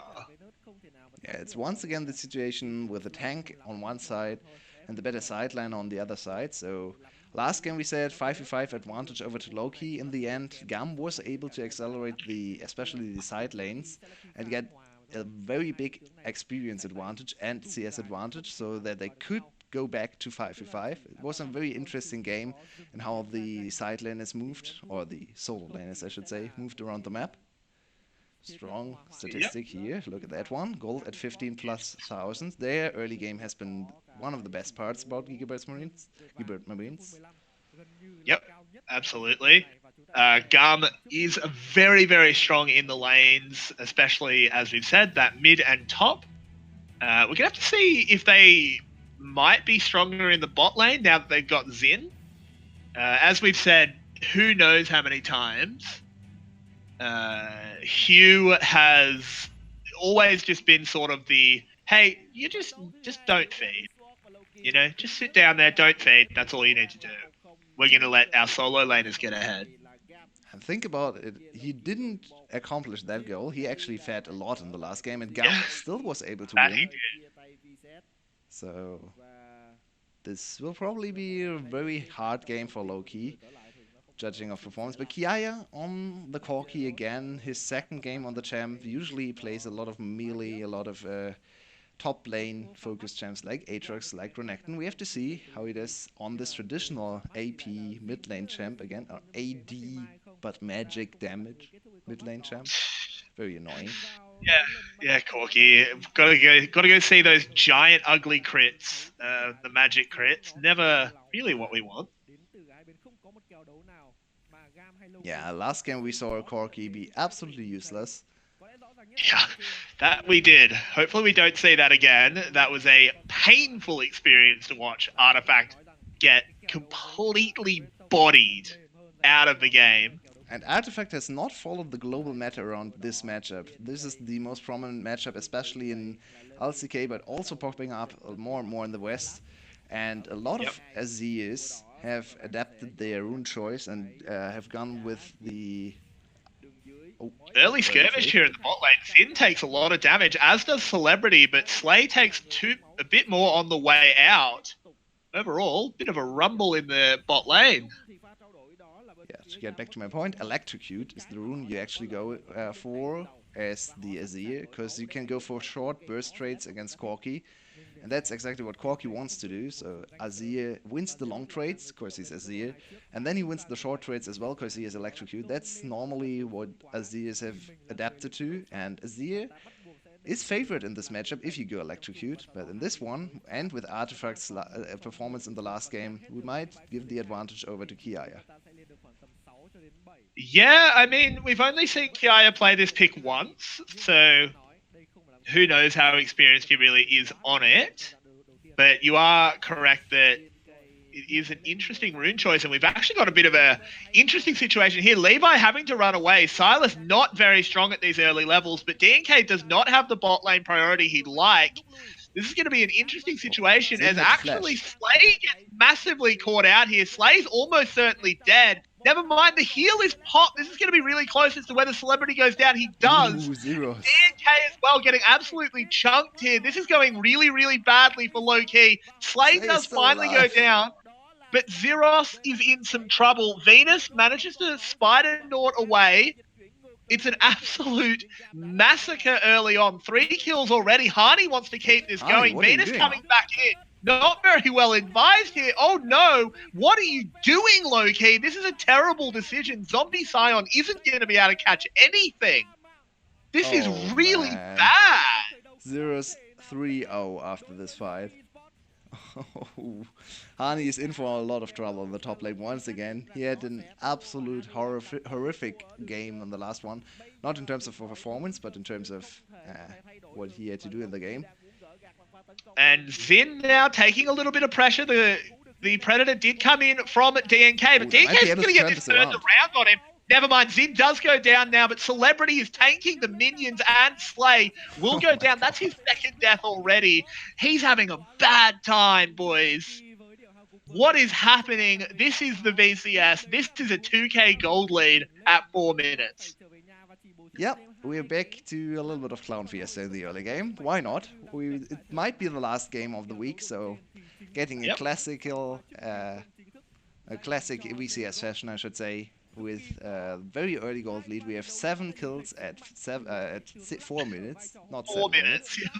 4 minutes, in I fact. don't blame you for wanting to say 7 minutes, because that would make a lot more sense. No, even that wouldn't really make a whole lot of sense, but it's 7 kills at 4 minutes, so yeah. VCS, boys and girls. Yep, this is the VCS. Welcome, welcome, welcome. We hope you enjoy your stay. And we're going to have to see how this shakes out here. Can GAM potentially snowball this at all? I mean, there's nothing to really take. Levi does flex his advantage here, goes in, steals a blue buff. They may well give this over to Kaya or set up for a 4-man dive. Hani, you might be getting a little bit more value out of your passive come soon. Oh, that And was yeah, he's super well played by absolutely Hani. That was super well played by Hani. He can't do anything more there. Oh, zeros. Oh, zeros. Oh, that was filthy, BM. My god, he's 4-0 at 5 minutes. This might be a Spear of Shojin at 10 minutes. Imagine playing against that. This is a bad time. This is a really bad time to be Hani. By the way, what a surprise. GAM subs in another ADC and absolutely ignores bot lane. Who would have thought? Yep. I mean, you say they absolutely ignored bot lane. There were 10 people down there. Yeah, fair enough. It was more around the jungle, I would say. Yeah, that's true, but still, they were in bot lane. And we have This still is not seen a so replay. bad. Oh god, Zeros. Look where Hani is. He I'm can't so do sorry. anything. He's just dead. Honey, I'm so He's sorry. dead. At least he's getting excellent value out of his passive. Getting full value. Often we see other top laners not get full value. Zeros, please stop. Zeros, please. He's having a great time. He's so up himself at the moment. I don't mean that as an insult. He's absolutely hyped. This is a slaughter. Look at the creep score. Look at the experience disadvantage. Yeah. This is the crocodile rock being brought out. And it's not like it's on even, like in the first game for DBL against QG, where top lane looked similar. But this is not really on Hani. He didn't do anything wrong. No. Nope. Just can't do Except anything. Exile, I guess. Yeah. I mean, that's what happens after 4 minutes. There was a 3-0 Renekton. Oh my god, the turret is almost done. What? What is going on? This isn't bullied. This is like, this should be allowed. Someone tell the teacher. And I think DNK has completely misread the situation. They can't continue to play around bot lane. I mean, they are winning in the bot side, slightly, but... Well, where else do you go? Zeros 1v2. Even bothered looking at the top lane? Like, your top laner is not even going through the top lane anymore. He's level 5. But what do you do about the top lane? If he goes top, both of them die. I mean, he at least has to get Hani back under turret. Hani couldn't even go to his own turret. He's 50 CS down at 8 minutes. Look at the gold. Look at the gold. It's a 3k gold lead at 8 minutes. Not for a team. That would be insane. But it's not for a team. It's for a single player on the map. This is absolutely ridiculous. This is one of the most dominating performances. This is going to be top lane tower going down with no Rift Herald, very little jungle interference. In fact, pretty much 0 on the tower at 8 minutes. Hani can't go to lane. He can't. He just has to jungle. Look at the goal totals. It's exactly 4k right now for the teams. And almost all of that advantage is in top lane. So I guess Loki needs Zeros, to look at plays on the bot this side with all 5 members, but Zeros isn't even taking the tower. no, it's Now he very smart. finally does get another 600 gold. Yeah, he waited, make sure that all of the minions died. Look at Harney. He's 3 levels down. He has 27 CS at 9 minutes, by the Oh, way. Pro top laner, by the way. My God. This is one of the biggest slaughter I've ever seen in a lane. This is absurd. Look at Zeros' items. He had the BS sword, and now he straight up abandoned his plans to go for the Spear Shogun and instead looked at his gold. Oh, I have 3,500 gold. Let's go for finished boots and a full-on black cleaver. And now, look at the other why side. not, Look right? at Hani's items. He has a ruby crystal. Yay! Woo! And boots. Yay! Oh, What fun. This is... poor Hani. Poor Hani. How do you What fix did he do this? to deserve this? I mean, he What? must have done something horrible in a past life, and he's being punished. Levi just flashes forward onto DNK, forces the Gragas flash out as well. You can see Gum is hyped. They're getting the infectious hype out of Zeros. We see how animated they are on stage. You can bet that they're having a great time in their voice chat. And they're going to use that. They're going to use the emotion. Yeah, it's this game. How do you fix this if you're low-key? Man, you ask some very hard questions today. Oh, I know. Don't you worry. I'm not expecting an answer because I don't think there is one. No, I really don't think Loki can do anything to get back into this game other than waiting for GAM's mistakes.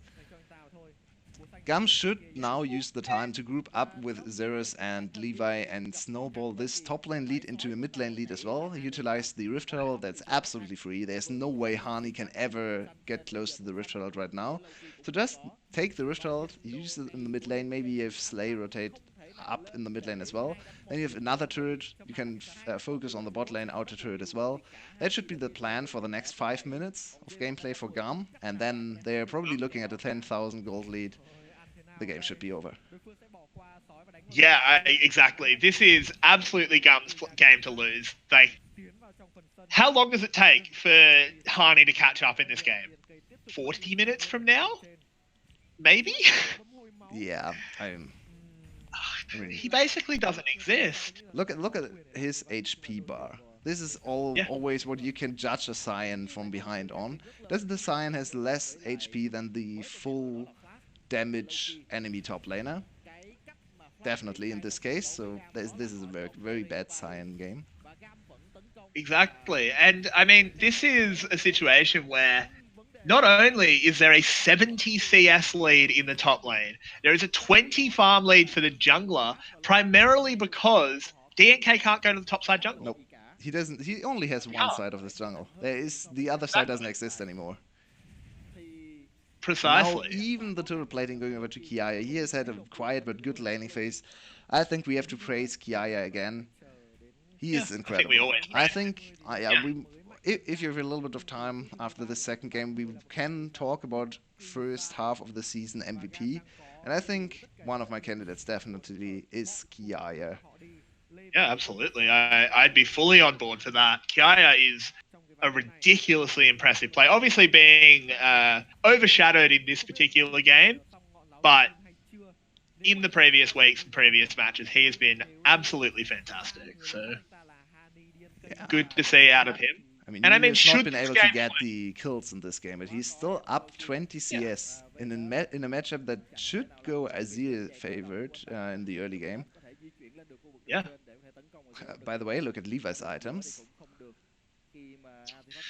Oh, there's a Magi's. That book has been picked up early. Let's see how many nice pictures of the enemy base he can get, and pictures of enemies' corpses.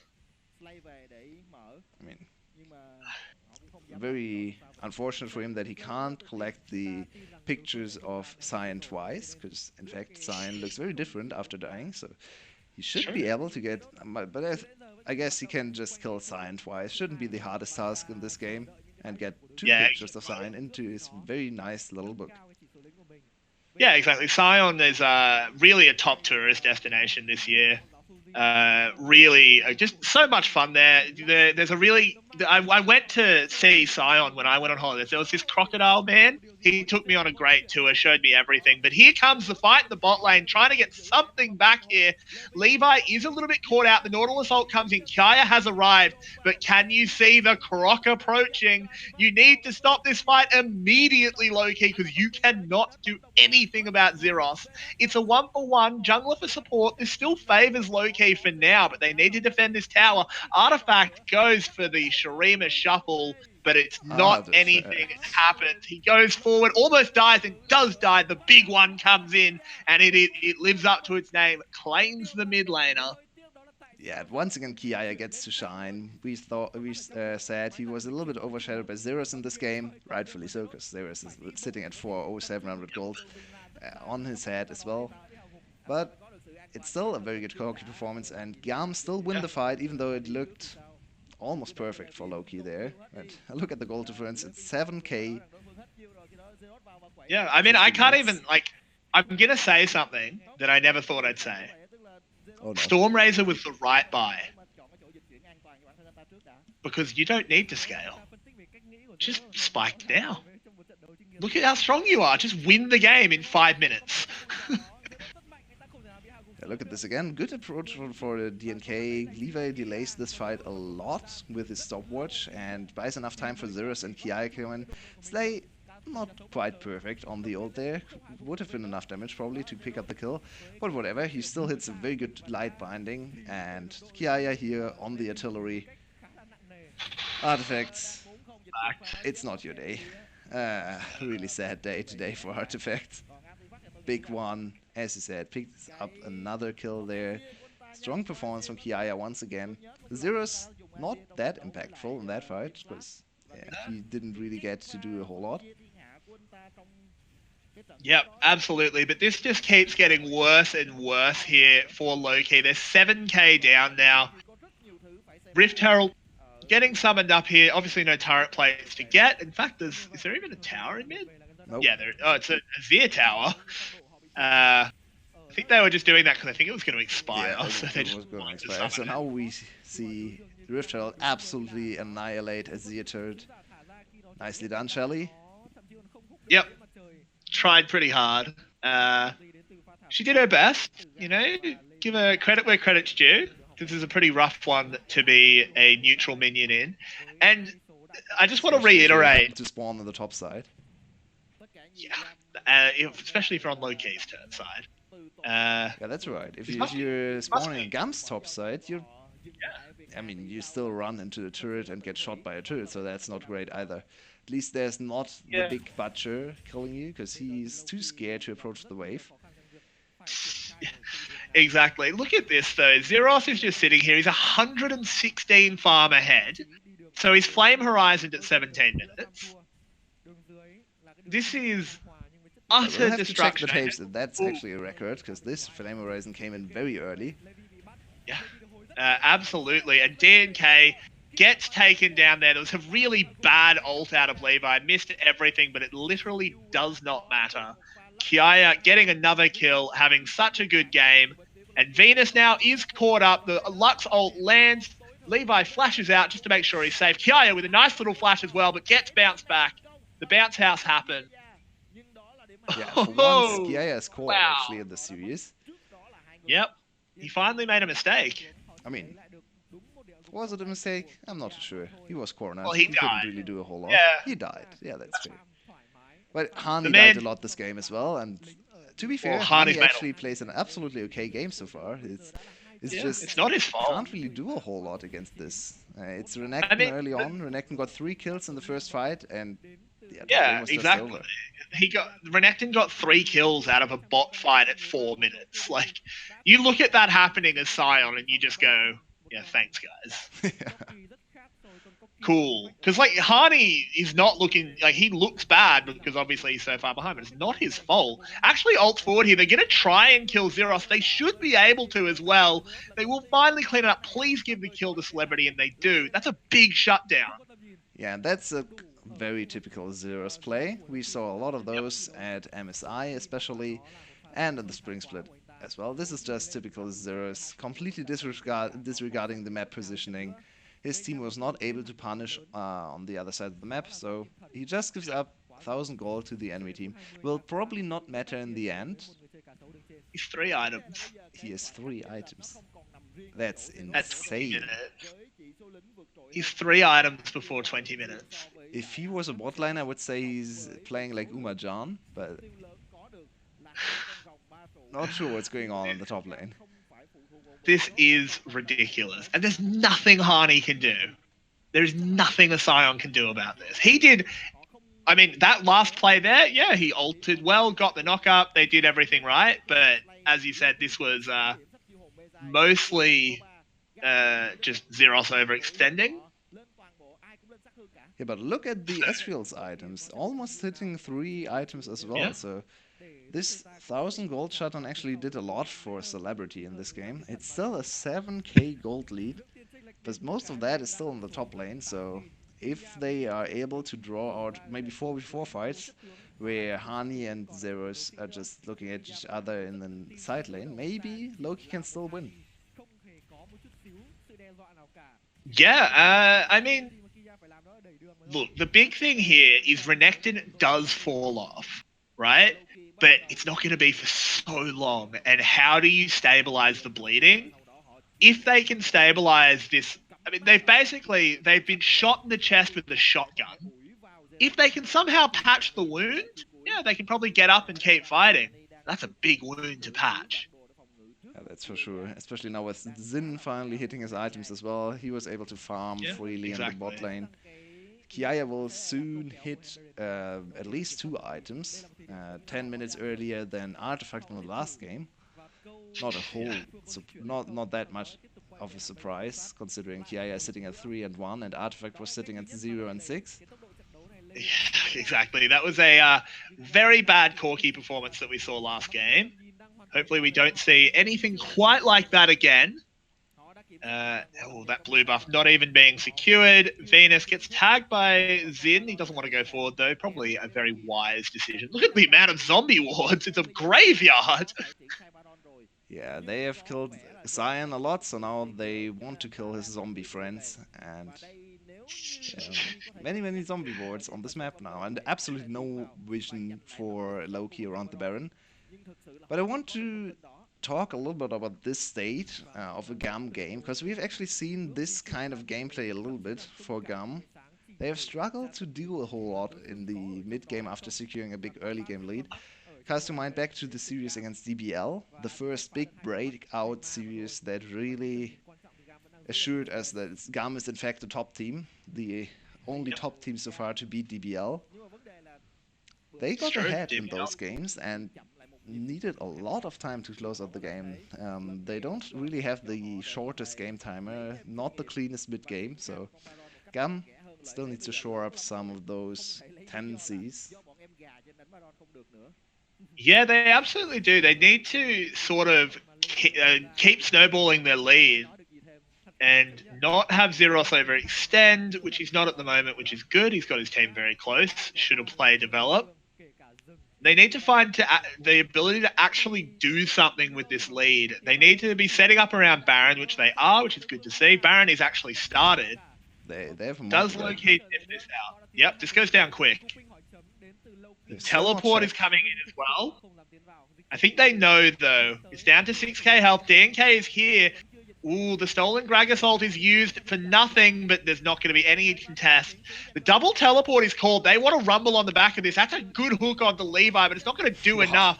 Do they have any damage here? Harney throws himself forward. The health bars for GAM are low, but the health bars for Low-Key are even lower. That's an ace. Oh my god, Loki. You did everything wrong there. Either Yep. contest or don't contest, but don't be too late to the contest and then die anyway. That's the worst case scenario. And this really is the nail in the coffin. Both journals are finally filled out.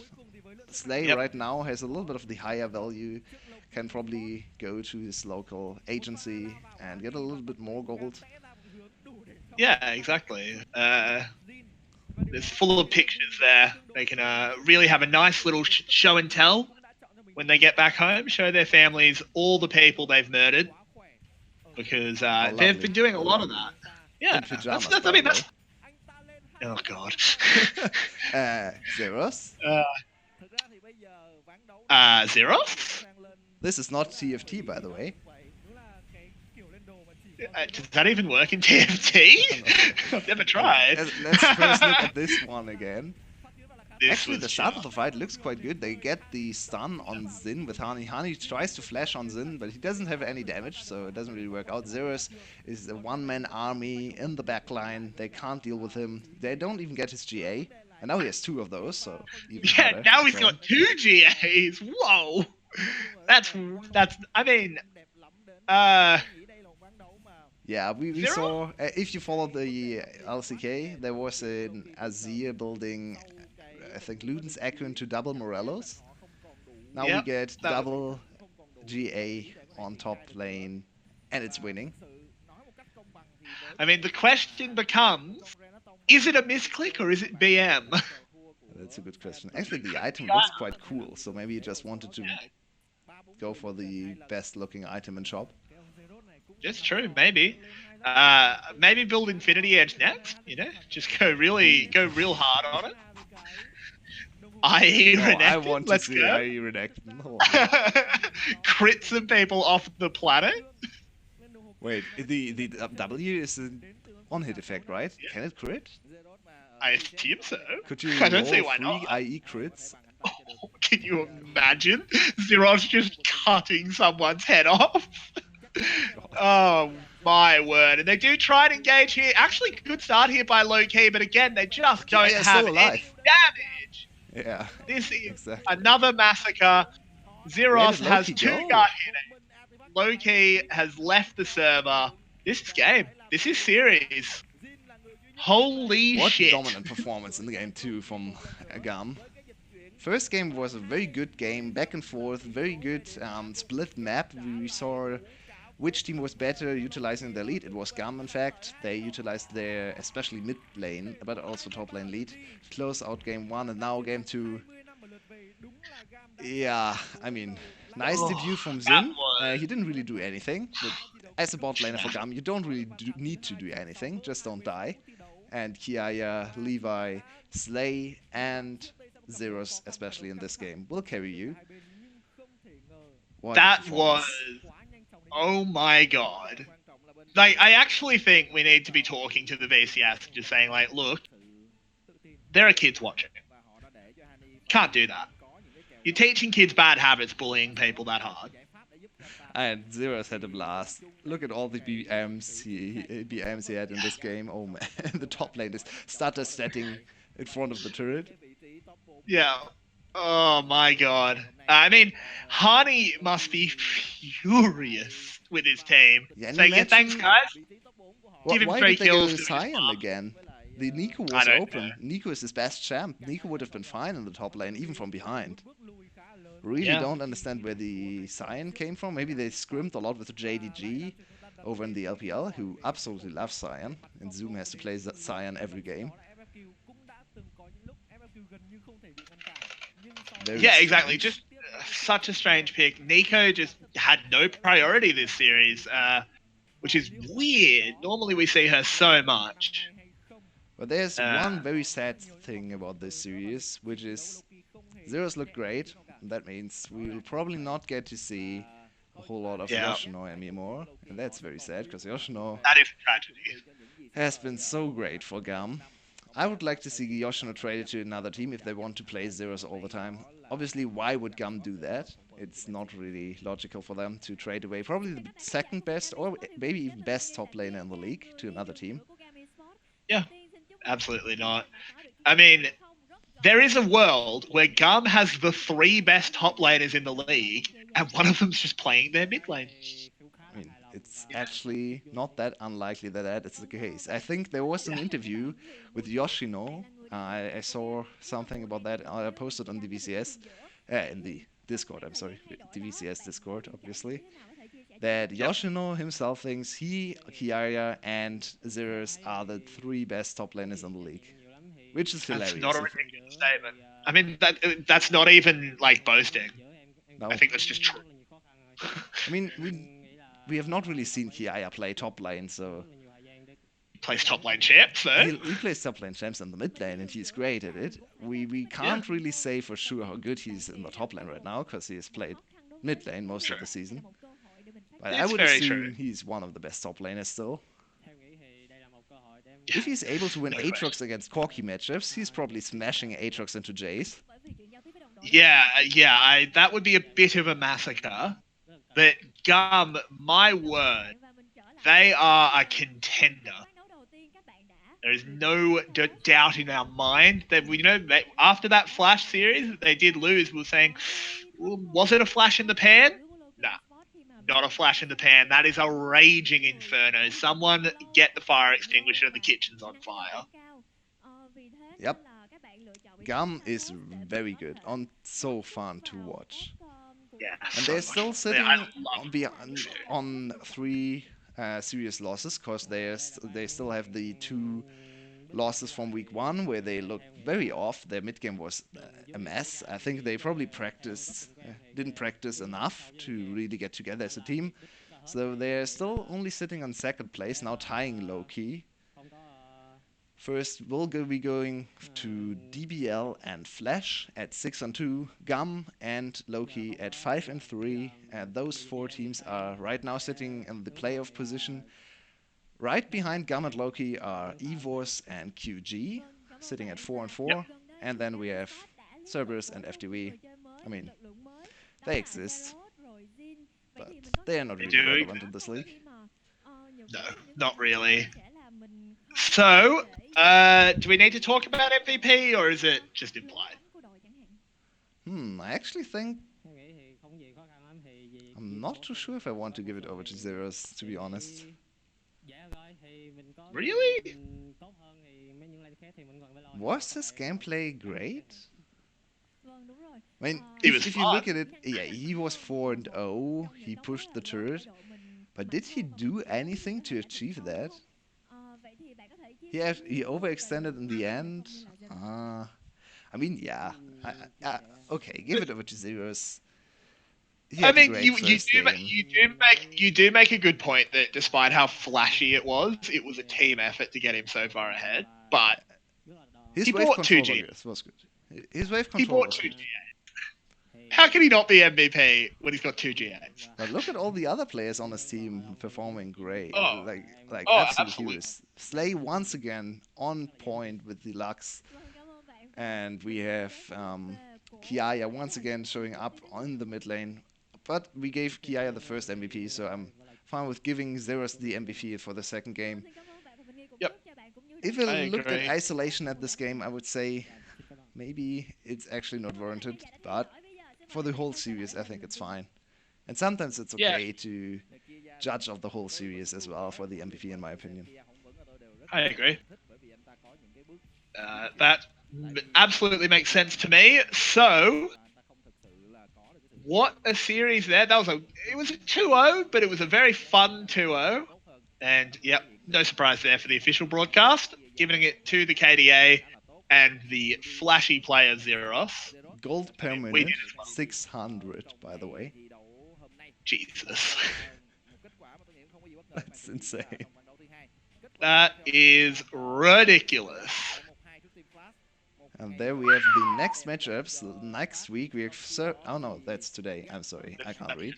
Yeah, that's right. Okay, let's take a look at the standings right now. As I said, Dashing Buffaloes and Flash at 6 and 2. It's interesting that the league lists Dashing Buffalo as first, even though their game difference is worse. So I guess the head-to-head is more important. Whatever. Yep. Those two teams are at 6 and 2. Gam and Loki at 5 and 3. Gam with a better game score. The head-to-head is 1 and 1. So Gam gets the number 3 spot right now. Evos on QG 4-4, both on +1. Yep. Let's quick look at the leaderboards for MVP. We have many people on 400 points. I don't even think those are all the 400 points. I'm Let's almost certain there's another page of 400 points. yeah, let's look at our personal standings here on our stream.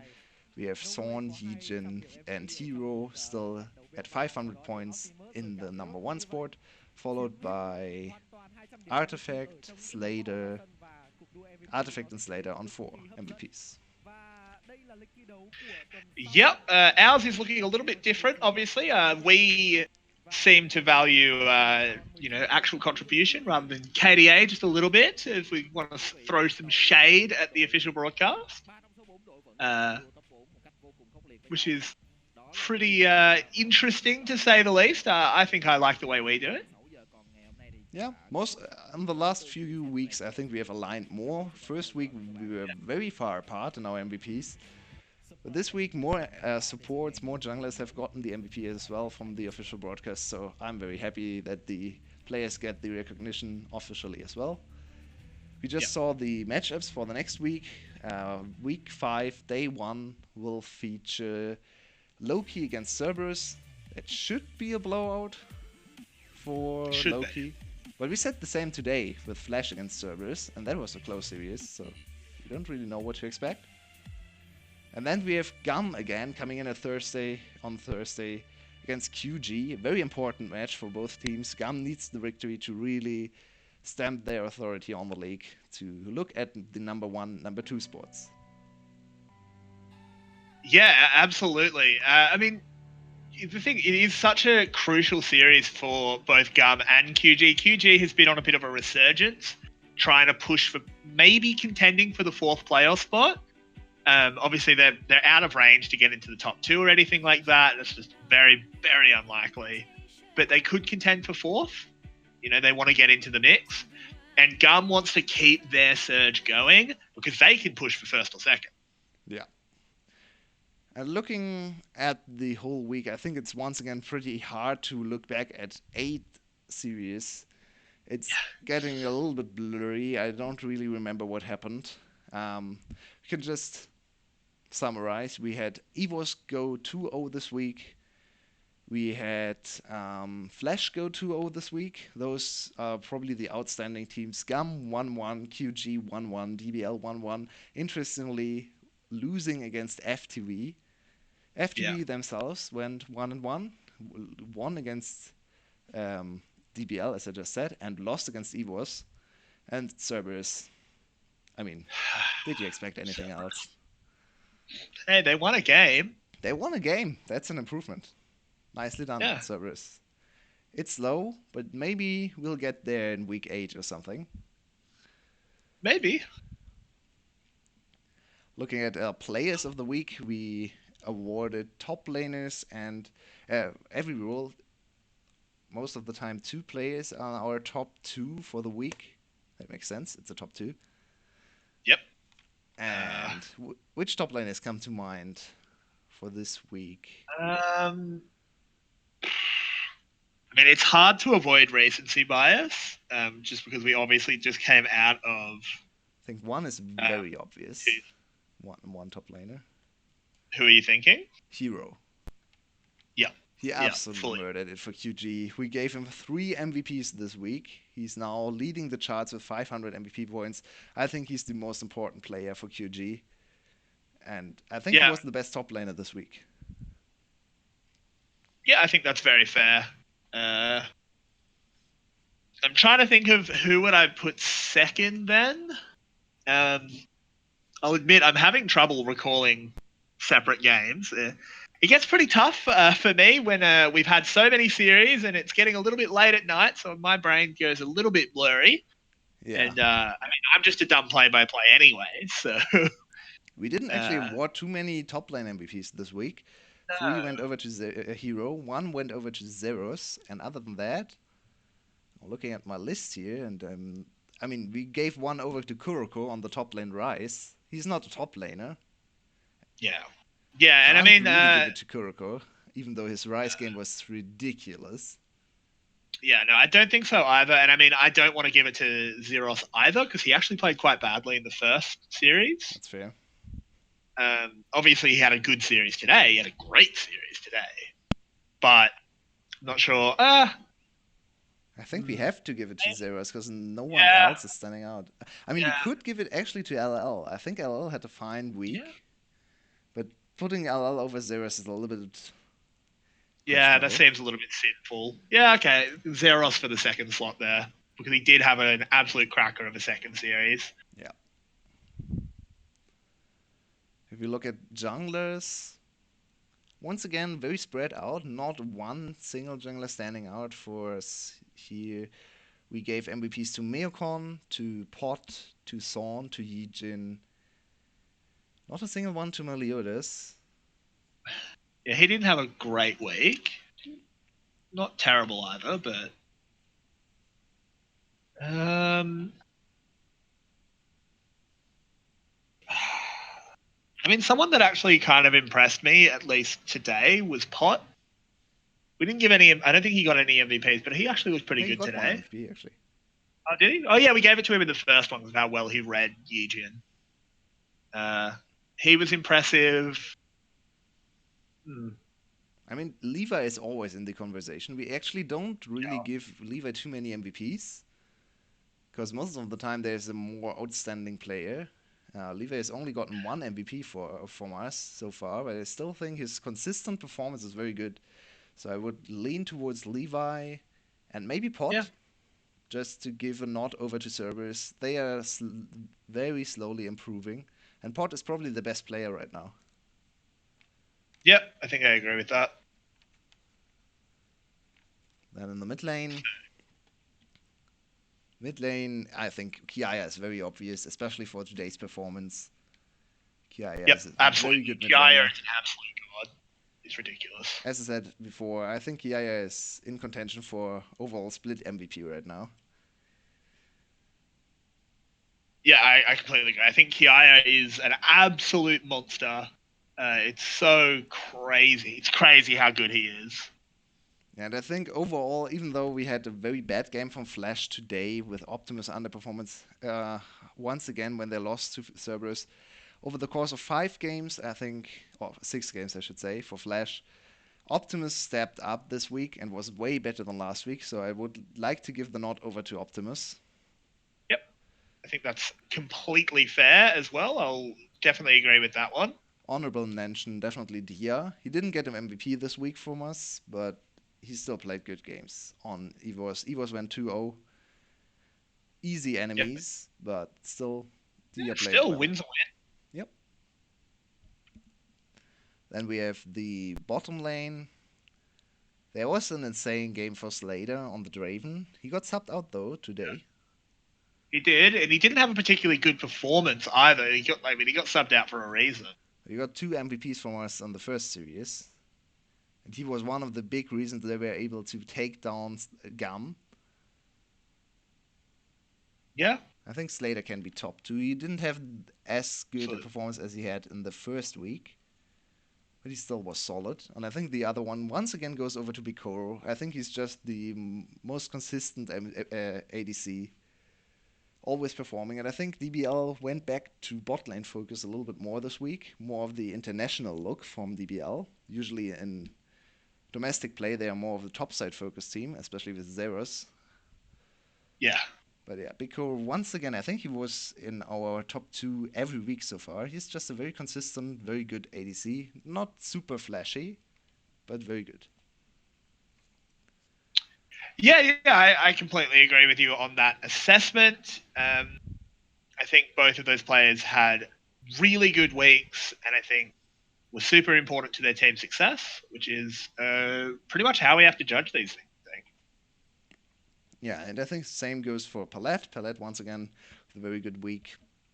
So he definitely gets top 2 in terms of support for me. I am absolutely in love with Slay. I think Slay is Yeah, probably the best support here in the VCS. CBL yeah, also I played agree. a very good series, so I actually think Palette, CBL, and Slayer have all performed great. this Yeah, week, I think and I think Slay is the best support in the league. which is insane to think about because he's a role swap support, right? He's a Yep. traditional AD carry, but he has been very good so far. But for the week, especially, I might favor CBL, especially with today's games on the Yumi. I think CBL looked very good for alongside Slater once again. Yep. So let's log in Slater CBL as well.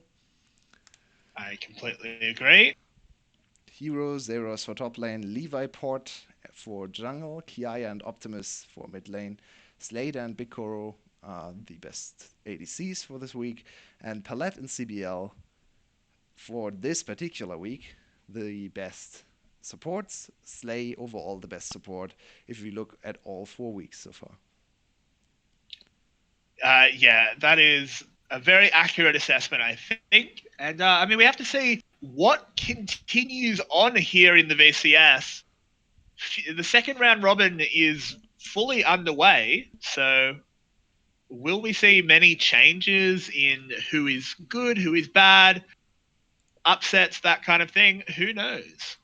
And sadly, we don't have the schedule for the next week on our hands right now. Sadly. We only see the first day, which is Loki against Cerberus and QG against GAM. What other marquee matchups will we get? Looking at the first round robin play, it's probably going to be Flash against DBL again next week. That should be a banger. And Should other be. than that, QG against Evos be on might get played on Sunday next week, and that should be another very important series. Both mid-tier teams, whoever wins the series has a chance at playoffs. Whoever loses the series is out, pretty much. Pretty much, yeah. Yeah. So there are some very exciting games coming our way next week. But I think that's it for today and for week 4. Thank you all for joining us, and we'll be back next week bringing you the action from week 5, and it's finally getting very spicy over here in Vietnam.